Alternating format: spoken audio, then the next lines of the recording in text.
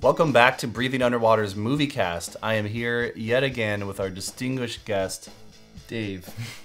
Welcome. Welcome. Today we are going to talk about something that we've been wanting to talk about for a long time because we have a rich and fascinating history with the subject. But being an educator as I am of the younger generations coming up, I have been really surprised, maybe I shouldn't be, but I've been really interested to see how the medium of Japanese animation, which I, for one, am on the side of it is not a genre.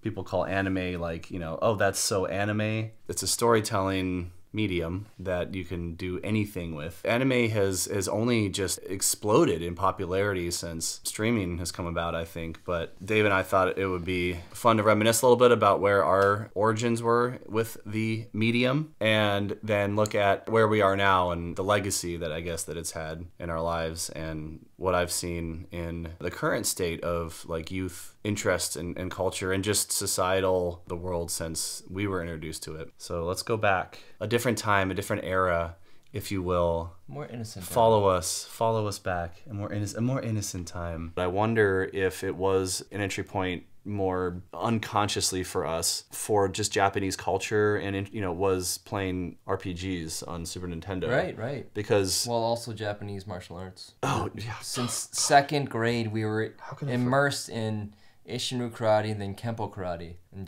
Japanese jiu-jitsu. We did Taekwondo briefly. We were introduced to like Kung Fu, and of course, and we were really big Bruce Lee fans and stuff. But yeah, being in a Japanese system mostly and going through, I mean, I was in it until middle school. You continued until high school. And Mom went to Okinawa. I mean, that's how big we were in Japanese culture. Yep. She was a black belt in the system. Is still. Was it Lindsay? There was somebody that was in Lindsay. after my time. She ended up becoming a black belt in the system. Yeah, she got a degree in Japanese. She studied Japanese, she was gigantic. I don't know if she went. Did she go to Japan? I think she did. Yeah. Yeah. Oh yeah, she did with everybody else. Yeah. No, but I mean, like, did she go there professionally after college? I'm not sure. But I remember she was also a big anime fan, of course. But Final Fantasy 6 or 3, whatever, and Chrono Trigger especially were. I mean, I would call that in a way anime. Chrono Trigger was drawn by the artist from Dragon Ball Z.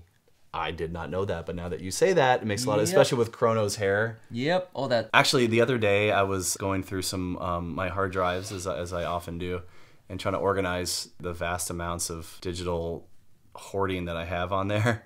And I found some old Minion flyers. And it's funny how all the ones that I made for shows had anime characters on them. For some reason, that was like a thing of the time to put anime characters on like hardcore new metal show flyers. But I got those images offline for sure. So the internet definitely played a part in things, but the internet itself was not a discovery medium as much as it is now. No, not nearly as much. Yeah, like a lot of times I would say that we discovered less on there, but we were able to further our interests in things that we were already interested in. Like, so for instance, I remember after school, there was a library across the street, and we would go over there to use the internet to look up like fan sites of Korn and Deftones and Slayer and stuff, and it was... They had these computers that were like, do you remember, like, you didn't have to spend 5-10 minutes signing on and dialing on. They were like already connected somehow. Yeah, we had dial-up at our house, and we would use it, but yeah, to have it already connected and not have to overtake the home phone line. And it was a social thing. We'd go with our friends and we'd hang out and we'd all look at fan sites together. But the point is, though, is that I think, if I remember correctly, there wasn't as much like, hey, look what's coming up the pike. The way things are now with streaming is just given rise to such a huge discovery mechanism for everything, but including anime.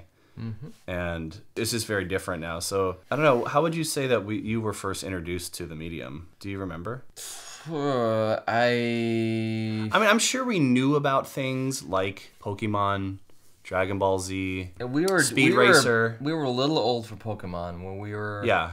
But we knew those things existed. Yeah. I remember kids trading Pokemon cards and stuff. Just too old to be in the Pokemon wave. It was like young. So we were familiar with that. The medium existed, and it was a popular thing in its own I don't world. remember when first someone said you gotta watch this, it's anime, or I just kind of remember us just looking through all the anime section at Suncoast Videos. I don't know if that was nationwide at one point, but if that was just local. I don't know. Was Suncoast It's like a local national? I have no idea, but it was. Yeah, Suncoast Video was one of the video chains that we had in Maryland at the time at the mall, Marley Station Mall. Yep. And I was going to say the same thing. Like I remember, vaguely like knowing about certain anime characters and franchises like Pokemon and such, but that was the first time that I remember actually like looking at anime as its own thing, was perusing Suncoast. So was that in middle school or high school? Probably late middle school. Late middle school? I swear there was some inklings of anime and like when we're in like 13, 14 and we're like getting like rock and all that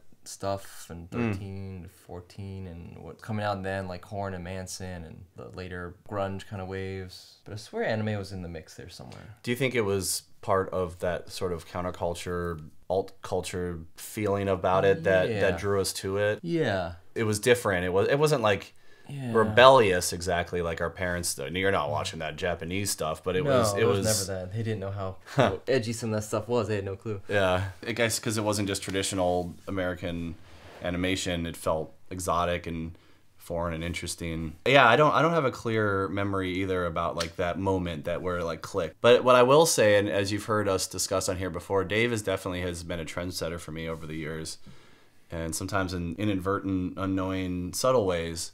But I don't think I would have been as interested in the medium if it wasn't for how interested you got in it. Mm-hmm. And you were always really interested in a lot of like more big picture, heady kind of storytelling, like the way that you were also into fantasy, and you got really into Lord of the Rings and you were reading like what's his name? Terry Brooks kind of stuff, and that stuff felt at that age, the like late middle school.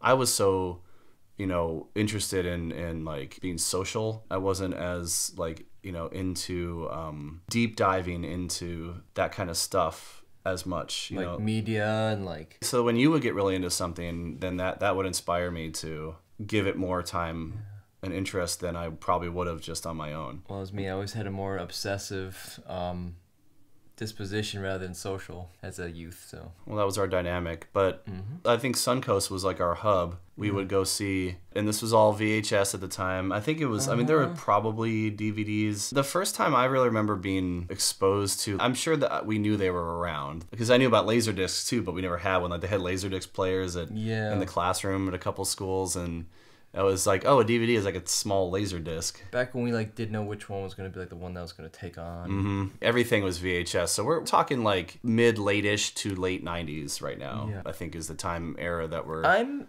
just kind of remembering somewhere along the lines, it might have been Friends or something, but I just remember Akira, Ghost in the Shell, Ninja Scroll, some of those things started to like become like well known. Yes. And I watched those, and then just some of that led to series and I agree. I definitely think manga. It started with films, like popular films from Japan that we could get at Blockbuster. Mm-hmm. I'm sure that's what it was. You're right. I remember seeing Akira. I wonder if we watched a lot of Sci-Fi Channel back then. I wonder if we saw some of that stuff on cable. Maybe. I don't know. Yeah. Maybe. The Cartoon Network exists, but we didn't have...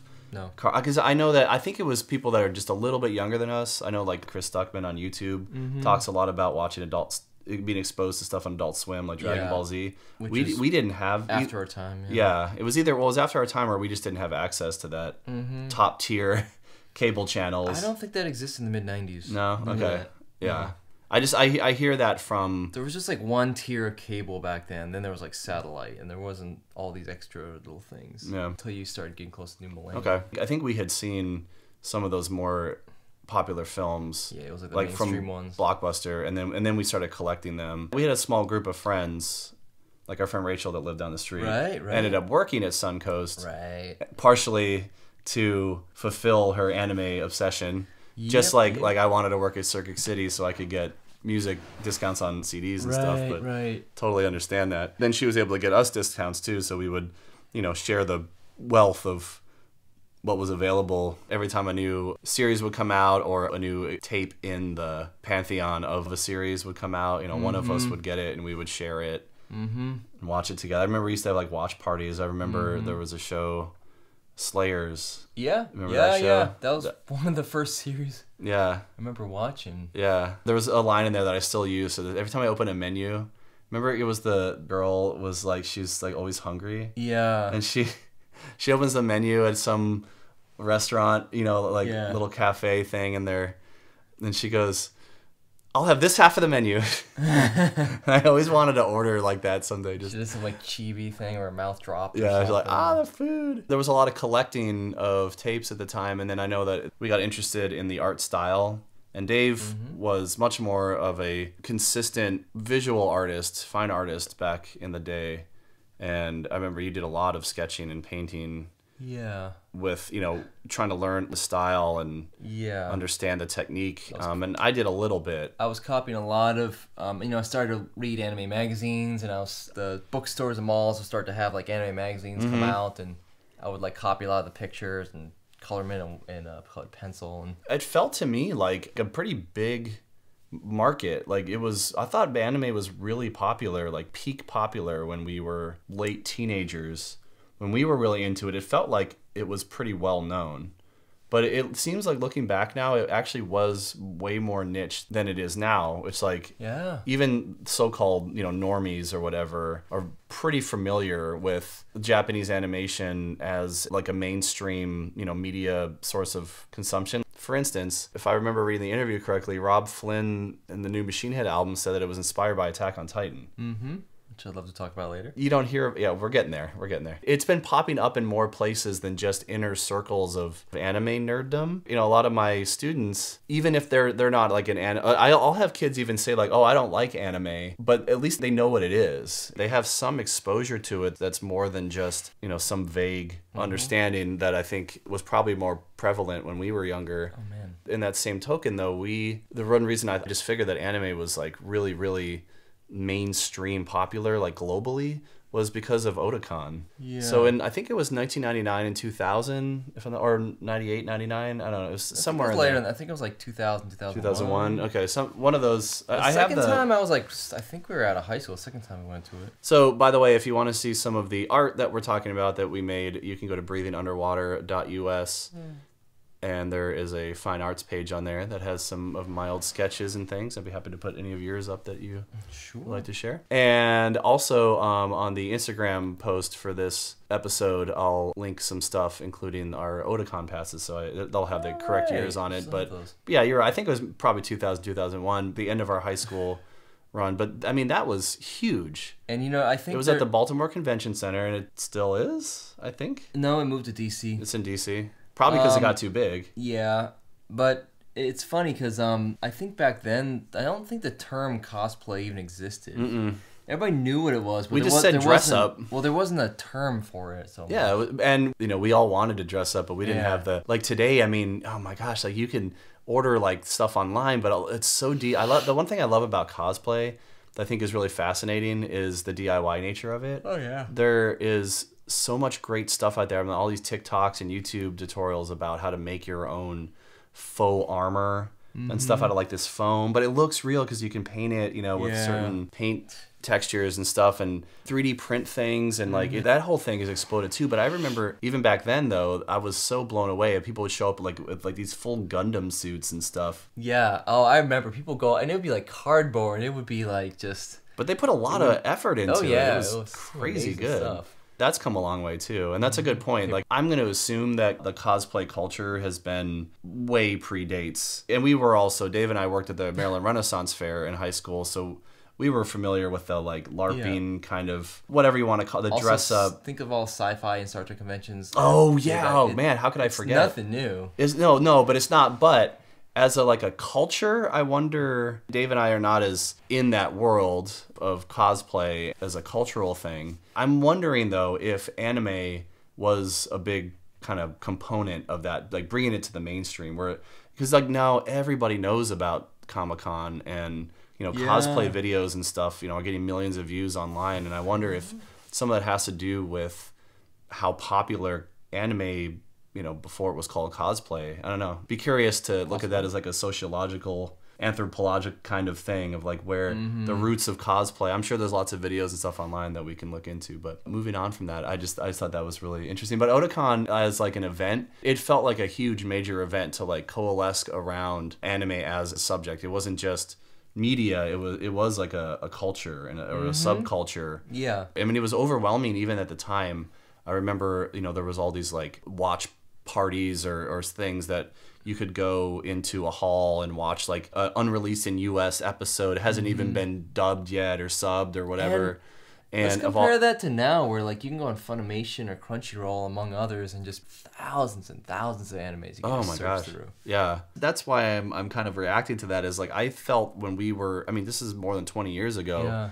When we were kids, I felt like overwhelmed by this avalanche of content that was available. And to get our hands on it, we had to, for the most part, like find it physically. There was no other way that you could access this stuff. I remember just being just like comic books too, when we were younger, and I've talked about this on here before, that the comic book culture, there was like a natural kind of barrier for me to get into it in a bigger way. I was always really fascinated with these nerddoms, but to be able to consume it at the level that I would want to keep up with it, video games too, it was expensive. And as a kid, even with some disposable income, like I just felt it was just impossible to keep up with. That's why Rachel wanted to work at Suncoast, so she could get a big discount on being able to get new releases and keep up with things. But like comic books too, when we were younger, I was more like late elementary school, maybe early middle school. We had a inbox, at our local comic book store. Yeah. Shout out to Twilight Zone Comics in Glen Burnie, Maryland. Still exists too. And still there. And I really wanted to keep up with it, but it was just, I didn't have the money. And I felt overwhelmed because every time there'd be like a crossover or something, then I'd want to go back and like catch up on whatever run, like led up to this crossover. It was overwhelming and it was overwhelmingly expensive. And then when Anime 2 came around, to be able to like get all that physical media and keep up with it, and then going to Otakon to discover how much more was out there than just at Suncoast that looked interesting. I really wanted to get into all this stuff, but I couldn't. So for me, that was kind of my departure point, was like, almost like my interest in anime peaked at Otakon, because I thought Otakon was amazing and super fun. I love the community and the positivity and the constructive nature of it all. It was so exciting, but it was also overwhelmingly hard to wrap my head around. Like I'd have to like devote my life and my resources to being the kind of fan of this stuff that I'd want to be. So I guess back then, at least. Back then, yeah. So part of me just kind of like backed off from it in a way. In conjunction around that same time with Otakon, I remember our dad took us to see Princess Mononoke. In the theater. I think it was like Towson, maybe? I think so. There was a theater. I don't think it's there anymore. It felt kind of like an event because not only was it a limited run of a big budget, like popular anime creator that was being shown in theater with high production dubs with celebrities, not just like cheap dubs for VHS. That was a new thing. That was it was a rare thing, I think, at that point. Wasn't it like Billy Crudup and Claire Danes and was it Claire Danes? I don't know. I don't remember who's in it. It had a pretty well-known cast, and having to travel to go see it because it wasn't in Baltimore proper. It wasn't near us in the burbs around Baltimore. We had to go like to the other side of the city. I just remember that whole night was like super epic. I remember we were a little bit late and we missed the beginning. I was really disappointed, but the movie was so good and so encapsulating, and I was so wrapped up in it. I think that helped propel me into that, like the Otakon-ness of wanting to like go all in, and then immediately feeling like, oh man, I'm not going to be able to go all in. And then I just, I guess, and I kind of backed off.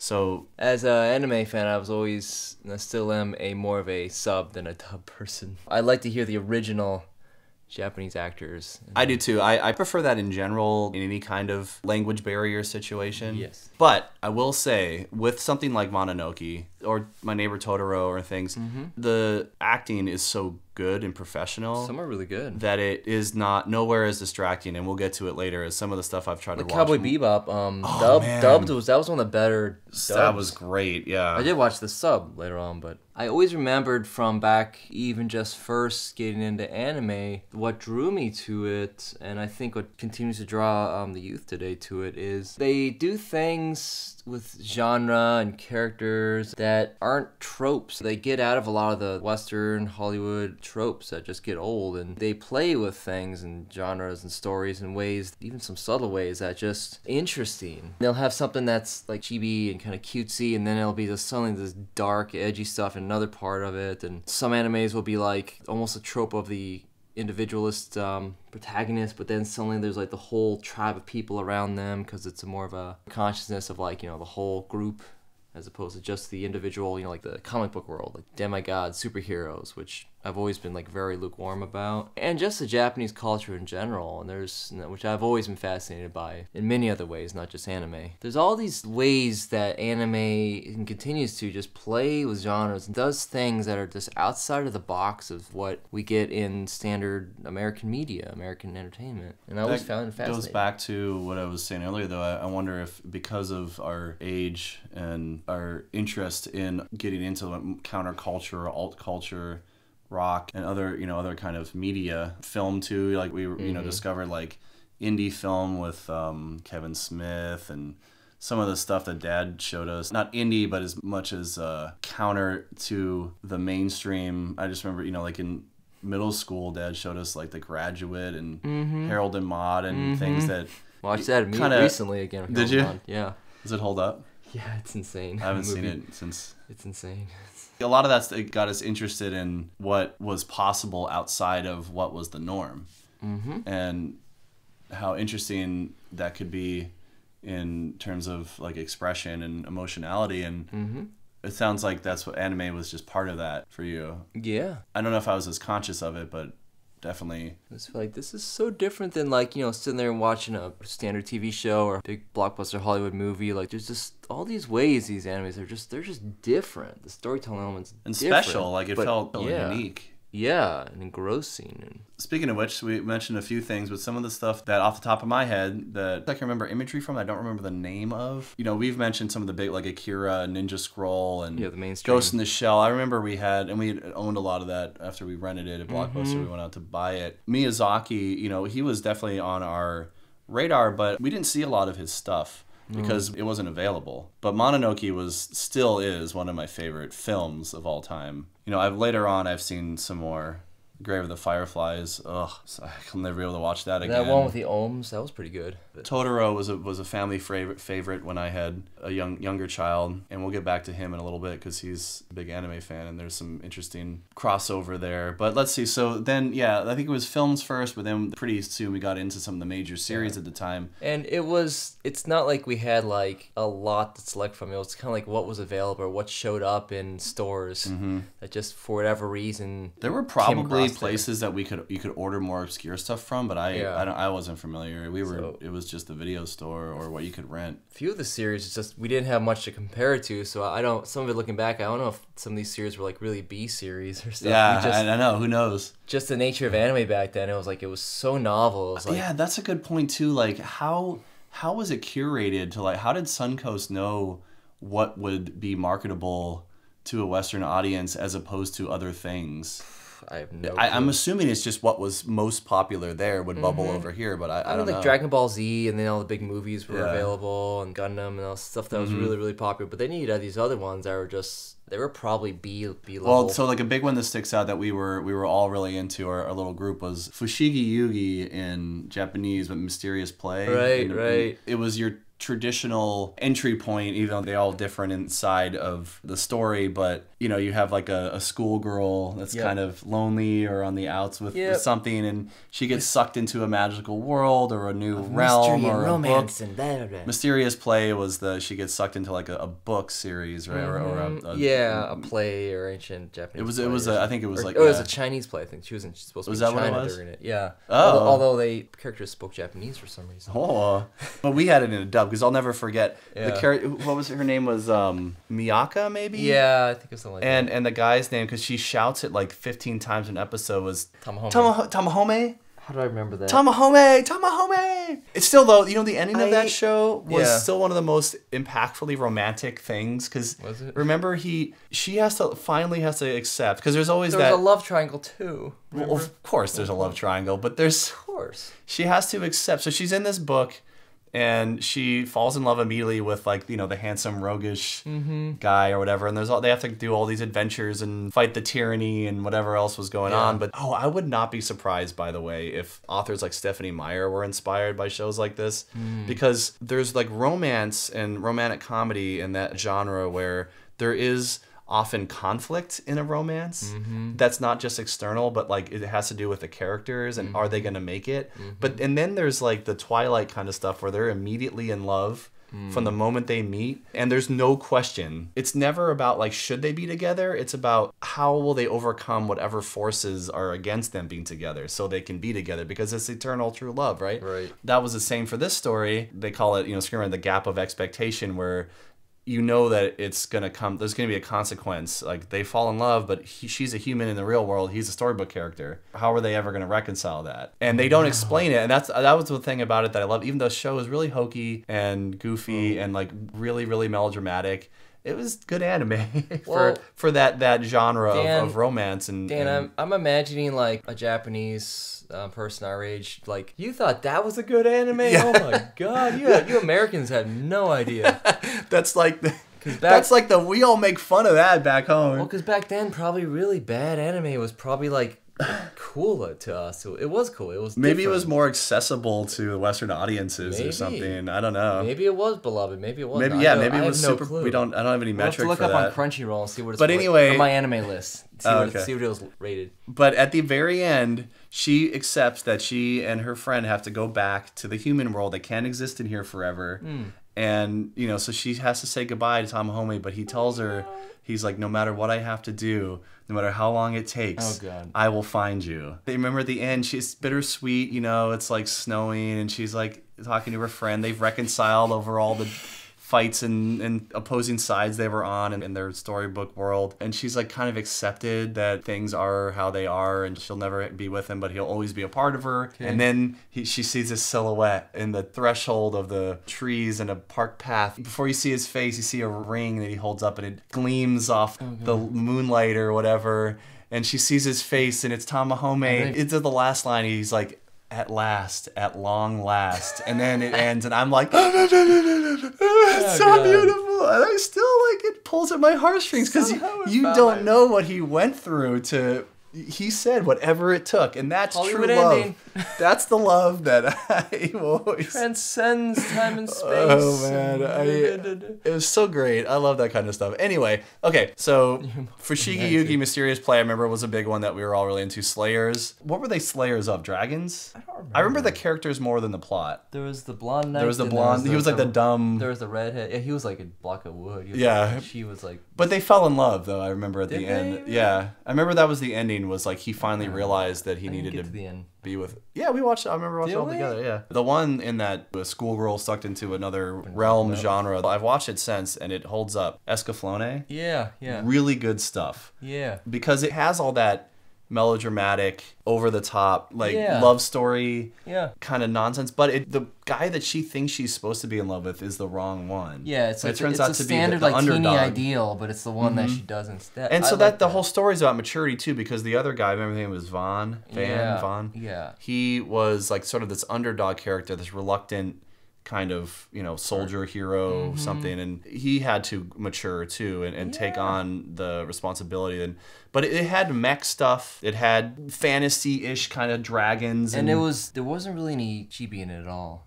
I don't think, maybe a little bit, tiny moments of it, but not and really. it was very steampunky, like it had a really cool aesthetic, and it had I remember Isaac Newton was like the villain. was the villain. Yeah, it was like, and it tried to kind of quantify and use science to explain love. Yeah. It was about love in the end, but it was a really interesting take on how you understand love and what it really means and everything. And I thought it was a really good story. It was really well done, and it had a great tone and aesthetic and characters. That show holds up. I still have the DVDs that I will continue I like that one. I heard that they cut the budget on it, so it was supposed to be like a lot longer, but there was only 24 episodes. Yeah. Oh. Probably ones like this are really obscure by now. Like when kids ask me now, like, what kind of anime do I like, they're expecting me to say, like My Hero Academia or something, and I'll say escaflowne, and they have no idea what I'm talking about. So, but which is funny though, because again, like, I thought back then that these were basically mainstream because they were available in America. They were dubbed professionally. Yeah, they'd have to be mainstream, but I guess they just haven't. But what has stood the test of time? One of our favorite shows, what? Cowboy Bebop. Oh yeah. And with just the evidence that Netflix made a doomed live version, just shows that there was a bigger groundswell and interest in that than there was with some of this other stuff that we thought was popular. Samurai Champloo? What? You never saw Samurai Champloo? Nope. You gotta see that. It's like an ancient Japan Cowboy Bebop. Okay. You should see that. Then there was Was that back then or was that more current? No, that came out like the early 2000s. Then there was another one a few years after that took place in Brazil. You don't know? Oh, you've been out of the loop, right? Well, actually, I was out of the loop. I got back into the loop. Oh, what was Oh My Goddess, Ranma 1/2 or something like that? Yeah, I remember that one where he turns into a girl when he there was definitely we're into a lot of different genres inside of anime. There was everything from more like fantasy. Kite. Oh, Kite, yes. Assassin. I remember that, yeah. Remember, and I know that Chris Stuckman has brought it up before several times, Deep Blue. Yeah, I remember that one. That was a good one. The psychological thriller. That was really disturbing, but like really good. It was based off it, just inspired by Hitchcock. Yeah. There's one with it was like a space train or something, but I can't remember what it was called. Yeah, what was that? It had a woman with like a hat, blonde hair. I can't remember. Moving forward though, so then, we're talking like early 2000s now. So you're just mentioning a couple things that I wasn't even aware of. I definitely fell off, especially as I went off to college and I went to film school and stuff, and I was more focused on like Hollywood filmmaking for sure. But even though there was still stuff I stuck with, and I would watch things like Princess Mononoke and Escaflowne just because I loved it, but I definitely did not keep up with the current state of anime. What was your drop off and then re-entry point? Somewhere in the earlier 2000s, 4, 5, or 6, anime just tapered off and away, and just doing my early adult life thing. And once in a while, an anime movie or show would crop up, but I wasn't really paying attention to it or following up with what was going on. I got back into it again, not as one thing among many, not as like an anime identity or anything as a fanatic of it, but around 2013, I had a point where I was trying to break into my current field. As any brand new mental health professionals would say, it's really hard to break into the field when you're just out of grad school. I had a period of being unemployed for off and on for about 2 years, where my full-time job was finding work, but besides that I started to find a lot of anime series. A lot of it first was like stuff that was on Netflix. When I first found Attack on Titan and a few others, and then I started to go on like my anime list and Crunchyroll and just see what was, I don't know, higher rated animes, look it up by genre sometimes. I always loved fantasy and certain sci-fis and dramas. Oh yeah, that's another thing. We didn't have that much of this when we were kids. This slice of life anime and manga is huge in Japan. I don't remember, there was one show I used to watch called like Orange Sky or something. It's really obscure. It was like a little slice of life teen drama thing, but like slice of life stuff wasn't stuff we were finding in stores, so I didn't even know that was a thing in Japan until I got back into anime. And so like, oh, there's all this stuff that's just like about life. It's not just about mech and epic stuff. Like, oh, there's a lot of it's just like about a person living their life or a drama. But I don't know, I went through several series and occasional movies and went back and watched a few older things, watched Cowboy Bebop again, but I really wanted to find, because I knew by that point, by like a decade ago, streaming was really exploding then, and I just started to like just look up what was more obscure, what is good but not as much like the top 10 super mainstream things. But honestly, most of what I have been watching has been more mainstream than not, and brings me where I am today. So for me, being a teacher and having a kid, that was my re-entry point, but I still didn't dedicate a lot of like time or money into exploring new things. I would just be more kind of peripherally know that things were there, but things like Crunchyroll and even like anime being on Netflix as like a mainstay kind of thing on a draw on Netflix and Hulu and such. That kind of came out of nowhere for me, because I wasn't looking for it. And then I'd have students say, "Oh, have you seen something like My Hero Academia or One Punch Man, on Netflix or whatever?" And I'd be like, "I'd never even heard of this before," and I didn't realize that they were streaming this stuff regularly on streaming services outside of their own things. And like Crunchyroll was like that too. You probably heard that about on like YouTubers talking about, like Chris Stuckman or somebody going to Crunchyroll to find things. I was like, oh, that's a thing? Okay. Because I was just so out of the loop. A lot of those series especially, I feel like I haven't been privy to major films that aren't like a Miyazaki kind of thing, that aren't related to a show. Oh, yeah. And there's a lot of that. Yeah, there's a lot of that. Except for things like, I think it was called Your Name was a big one. There's been some big stuff that's been talked about by other similar generational anime fans, that have been original movies and things. But it feels like series are where the youth is at, as far as I can tell. Like, and there's hundreds of episodes of things like My Hero Academia, One Punch Man. He's watching Naruto. Oh yeah. Right now he's watching One Piece. And I don't remember how many, there's like 900 episodes or 600 or something like that. And he'll come into me, one day he'll be like, "Oh, I'm on episode 67." And then a couple days later, "I'm on episode 154. I'm like, oh my God, like how do you... So yeah, series binging is, I think that binge culture in general too is really helping bolster anime's popularity, because I think a lot of this stuff has been around for longer than I realize, but it's only becoming more popular now because people can binge it and then recommend it. The algorithm will boost it because it's getting, and then, it kind of spreads from there. But so I remember about a year ago, you and I were kind of re-upping our podcast and we were talking about movies, and I asked you what the first movie you saw recently, because this was like, early post-pandemic. Right. And you said it was Demon Slayer Mugen Train. Oh, right. You saw that in theater. Yeah. And I had heard of Demon Slayer peripherally, and because of our YouTubers that we watch and stuff, and the people like Dan Murrell that does the charts, he was talking about how a couple of anime movies, there was Dragon Ball Z more recently, right, there was a new series, one of the first big, not just post-pandemic box office hits, but also Japanese export anime hit at the same time was Demon Slayer. Yeah. And then Demon Slayer is like the new generation Dragon Ball Z. You think of it, it's like the over the top, like battles spread over episodes, shonen type thing. That really got my attention. And then there was a few other ones. I think there was a My Hero Academia movie. So in the past couple of years, there has been some really big, not just niche, like, oh, it's an anime movie, but it's like making money at the Hollywood American Western box office on the same level as, or overtaking other franchises like Fast and Furious and stuff. And I'm like, that's interesting. That was kind of my re-entry point to actually, I've been kind of peripherally just understanding and hearing names of stuff and seeing characters and, knowing about things that exist, but I haven't really given anything the time of day, just because of how little time I have to even watch the stuff that, that's on my more current radar. And you had seen Demon Slayer. You told me I should watch it.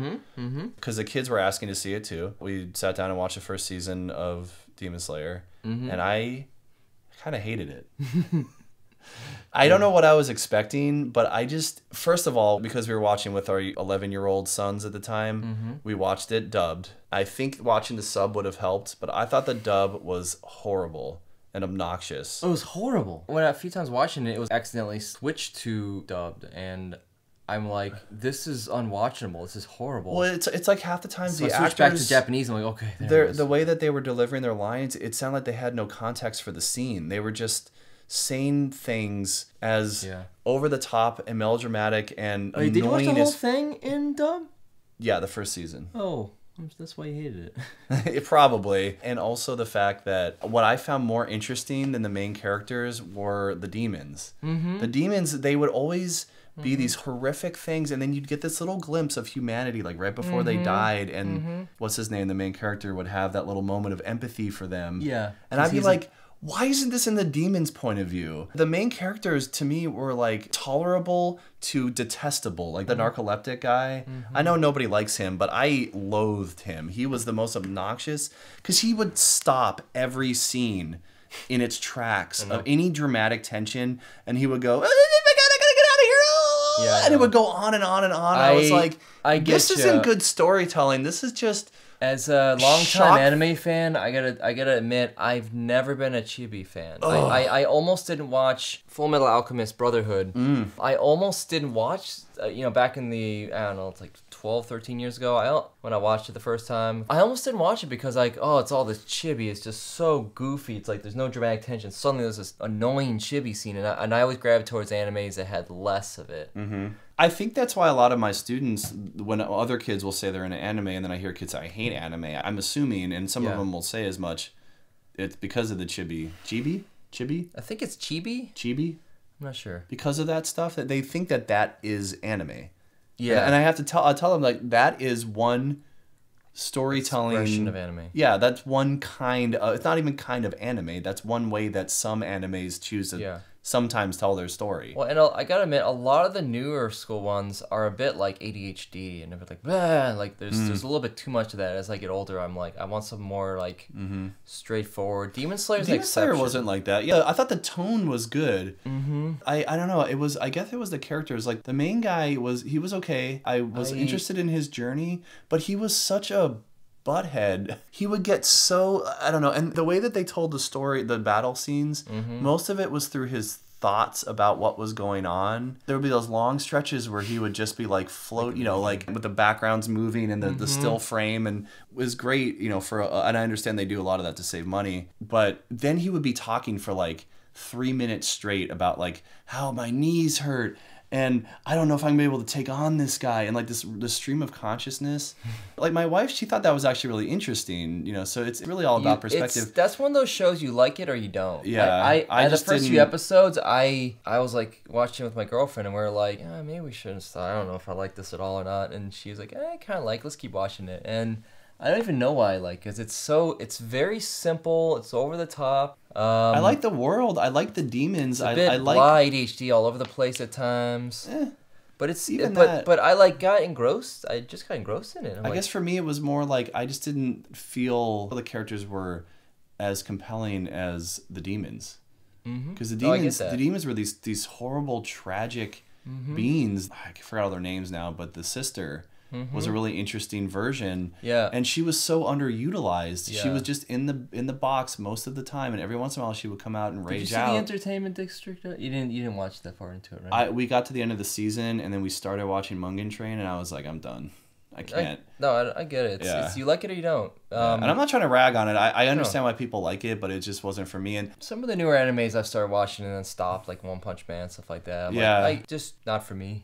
I think that's the wonderful thing about anime, and oftentimes misunderstood thing about it is that it's not a genre. It's a medium that you can tell any kind of story. There's a lot of anime that are just a slow drama. That aren't like that at all, and there's action adventure ones that have a lot of more moments being slow and dramatic, like Attack on Titan. But I just wanted to say that like it was a little not disillusioning, because I wasn't like, oh yeah, I'm back, baby, like I'm gonna totally re-up my interest in anime like I did when I was a teenager. But because it was getting so much traction in so many different places in different generations, I was like, and everybody was talking about at that time was talking about Demon Slayer, so I figured Demon Slayer would be a great re-entry point, and I was really disappointed with like how much I didn't like it, and I wanted to. We kept going through the season, and I was like, please get better. I thought it was more obscure, but then it suddenly appeared on Netflix, called Erased. Someone goes back in time who's like going to be murdered or something, or one of the friends murdered.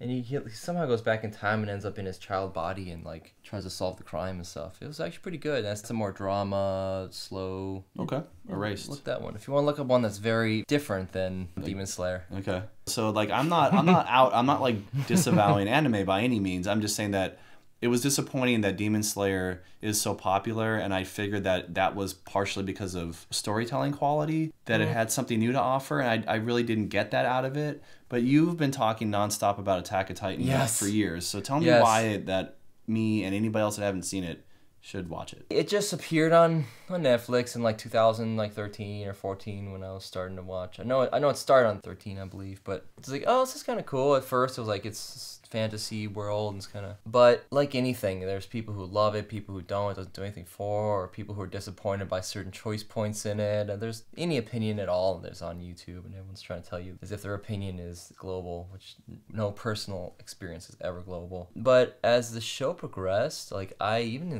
starting the first season, there was something about that show that was like, I never even saw in an anime before. For one, the animation was amazing, top notch. So basically it's a dark fantasy. It's not Lord of the Rings, it's not a hopeful, it's not as like endlessly effed up things happen to people you love like Game of Thrones or Walking Dead. It's not that type of like cynical and dysphoric, but it is dysphoric. It's not light. Some people are saying it's like the Game of Thrones anime. It's not like that. It's completely different. Can't say that much without spoiling anything about it, but it transcends being in anime. You know, it's sometimes I forget I'm watching anime. I'm just watching this amazing epic. It's a show that holds you. It starts out for a while being almost like Lost, where like you don't know what's going on, and you don't know why the world's like it is, but it's really messed up and it's weird. It's this weird world of humans living inside these gigantic walls, the last of humanity, and for some reason outside of the walls are these like mysterious giants that just will eat people called Titans, and we just don't know why the world's like that. And it gives you like little hints that there's more to the world, more going on than you think,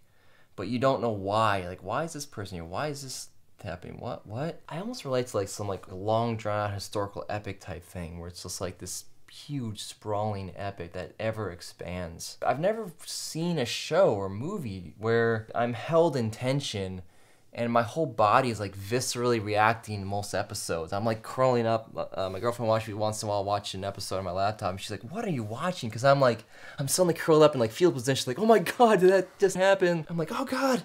Like, whoa, I'm like, whoa. For like a minute, I'm like making these huge visceral reactions. I'm like, yes. I'm like, oh God. You know, it's like, I'll watch stuff, I'll get into it. Like, you know, when I watched all the Avengers movies and all that, I was like, oh, cool, that happened. Oh, I feel it to like 4 out of 10, 3 out of 10 emotionally. Like, oh no, this person died, sad. You know, it's like, that's almost like a thought, oh, that is sad that that character died. Even though I was into it, but I again, wasn't as engrossed as others. But in Attack on Titan, I'm in this world. I am feeling everything they feel. I am following these characters. It's a very complex story. It's very different than Demon Slayer. Demon Slayer is kind of like, we're thrown into this, and the characters develop from the plot forward. Attack on Titan is like, there's so much web of complexity. The themes develop. The themes are there from the beginning, but they develop till we're almost to the last. They're going to do, I think, 2 long episodes to finish it. Supposedly finish it because they keep extending it. The themes are about like trauma and the cycles of hate and dehumanization, and how like just the cycles of dehumanization, hate, marginalization just lead to a cycle of resentment and just more of the same in different ways in an ever escalating form. The way off is to like somehow overcome that resentment, overcome the past. And it's really, in the last season, it really hit me. Like, this is like a parable that the current world needs. Because everything's driven in the social world these days by trauma and resentment in the past and dehumanization and black and white, one side versus others. And even though it's told in a very dark, very heavy, it's a very heavy show. Very like, it's really just awesome themes that in all the darkness, all the stuff happening, there's like always a glimmer of hope in the meaning through all this, and all the dust settles. There's something we could learn about like overcoming resentment and hate and the cycle of hate from the past. There's a twist that happened in the later seasons that's very divisive. I still liked it. I loved it. And things you don't see coming. There's certain things that happen that expand the world that it's almost like it tells you what the world's about eventually, but then it's like more questions like, how the hell is this going to play out? Being that it's all like this. And now that the stakes are so high, it's like, I love that in any kind of story where you really don't know what's going to happen. I can't predict it. I love that. You can't predict what's going to happen next, especially in series where they don't go back to status quo. No. There's a lot of serialized shows. Lost, you mentioned Lost, was it was frustrating to me sometimes in a lot of shows where there'd be some huge event or twist or turning point, especially at the end of a season. But the next season, everybody's kind of just doing their thing again. Yeah. And then they'd have to get some kind of new plot thing going to get things going. I'm like, but something major just happened. Like, why not just continue? Yeah, that's what happens with Attack on Titan. It just keeps. It's always. From I like when things change and evolve, and you're not just getting back to. Oh no, there's never status quo in this. Cool. It evolves. It's almost like the story and the world is a character itself you're growing with. There's a few things that you could see as weak points in the show, which is very little. For one, there's no chibi, which I love about it. There's like 1 or 2 episodes of like, or 2 little sections where there's like kind of like goofy moments that really actually fit, because they don't break the tension with humor in that show. They really don't. There's a point where, in a certain point of the show, where you think it's just going to be about a few characters, and suddenly it's about... This is one thing that the Japanese do more than we don't do in the West so much, where, in the West is focused on the protagonist or the few main characters. In the Japanese storytelling world, which I think is an important cultural difference, which actually makes it interesting, I'm really growing to respect, is being a more collectivist, more like the group matters as much, not to overshadow, but as much as the protagonist. So you'll suddenly have like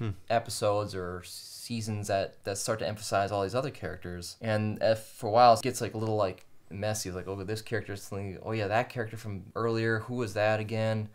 And then eventually those characters really come to their own and have their own place, and it's really cool eventually. That got me a little bit through it. There's a reason, I can't say anything about it, but I mean, there's a lot of twists, but there's a huge twist that is like all over the internet about the show. People are like, oh, I wish I'd never seen Attack on Titan. It ruined blah for me, blah, blah, blah, It's a show like any other. It's just a TV show, damn it. It's just a TV show. It's just a TV show. For crying out loud, it's just a TV show. Move out of your parents' basements. Star Wars ruined my childhood. Get a life, will you, people? Yeah, I can't say enough about that show. Like, I can tell. The ending of every season, the ending song, all the imagery, actually is cryptically giving you the spoilers of future seasons and the world and what's really happening. But you don't know it. You have no idea what this imagery means sometimes until later, when you're like looking back and like, wait, like the first season ending imagery or second season, like that showed me all this stuff they're revealing now, but there's no way to know what that meant back then. It's really cool. So it's really well thought out, planned out. It's amazing. It's on Netflix? I don't know how many seasons are on Netflix. Most of it's on Hulu. On Hulu, okay. Hulu has, I think, everything up to date. Netflix has a few seasons. It's weird. I've never watched the dub. I only watched subtitle. Well, even though Demon Slayer didn't pan out for me, I trust your judgment. And like I said before, you have been an influencer and trendsetter for me for our whole life. So I will take your word, and I promise I'll watch this show someday. But Dave has been badgering me for just as long or longer to watch Buffy. So I gotta get through Buffy and then Attack on Titan, because if I don't watch Buffy, then you and Amanda are going to be upset. You can start watching some Attack on Titan episodes randomly sometimes. Sure. I want you to get through the first season twist and see, because something happens where it's so unexpected and you're going to be like, what? Well, like, why this choice point? And you're like, oh. I will watch it eventually. Maybe we can reconvene on here to talk about it. But you had one last thing you wanted to mention about language learning. Talking about how there's so many episodes of animes and stuff. Anime has become a way of language learning, especially learn Japanese. I'm into like online individual language learning. Starting to be like online communities about it. This one's called Refold. It's just a path. It's not like anything you had to buy. Inspired partly by this YouTuber. His name's Matt. His site is called Matt vs. Japan, where he basically taught himself fluent Japanese to like a level most Americans never get to through mostly watching animes and Japanese slice of life dramas. So like live action stuff too, and to like a level where like sometimes you can convince some people like online that he's actually Japanese and he's American. So yeah, shout out to Matt vs. Japan. If you want to learn Japanese by being entertained on anime, he has a whole path of how to do that. Well, Dave, thanks for your time. You're welcome. As usual. Like I said, we'll come back and reconvene about this subject when we have more to talk about. But I'm learning Spanish, by the way, but if I had the time, I would learn Japanese. I love it. So in the meantime, sayonara. Ciao.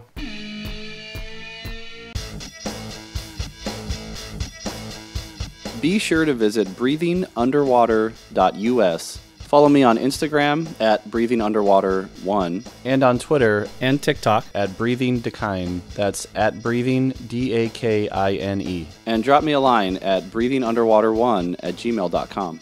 Please note that I do not claim any ownership of any media presented in this podcast, which is only used for promotional purposes unless otherwise noted. And all views and opinions are those of the person expressing them and do not represent any other entities discussed in this podcast.